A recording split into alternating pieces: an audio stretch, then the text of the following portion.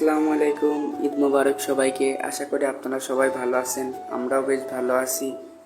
ঈদের দিন যদিও আমরা আরও বেশি খুশি থাকতাম যদি দাদা দাদি আমাদের সাথে থাকতো, দুনিয়াতে থাকতো। দাদা দাদিকে আল্লাহ নিয়ে গেছে, তো মেজো আব্বু এবার চলে আসছে। সিয়া, মাহাদ, আমি, আউল ভাইয়া, ওয়াফিকে আর আমরা নিয়ে যাইনি নামাজে। তো এসে দেখতেছি ওয়াফি শুয়ে আছে, ওয়াফির সাথে ভিডিও করতেছিলাম। ওয়াফি ঈদের দিন তো অনেক খুশি, নতুন জামা কাপড় পরে।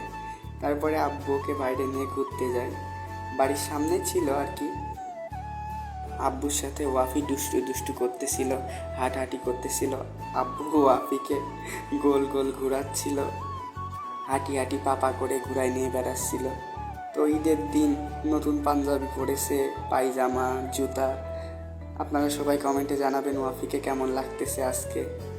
আস্তে আস্তে ওয়াফিও বোঝা শিখে যাচ্ছে। কিছুক্ষণ পর আমরা বাসায় সবাই চলে আসি, ওয়াফি প্লাবনের কোলে। বাড়িতে অনেক মানুষজন ছিল, ভাবি আসছিল আজকে, তো সবাই ওয়াফিকে নিয়ে অনেক বিজি ছিল। ওয়াফি আজকে একটু বেশিই খুশি ছিল, সময় পর পর এক একজনের কোলে ঘুরে বেড়াচ্ছিল।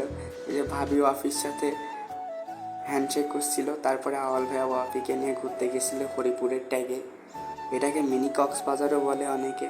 তো আজকের ভিডিও এই পর্যন্তই। সবাই ভালো থাকবেন, সুস্থ থাকবেন। আল্লাহ হাফেজ।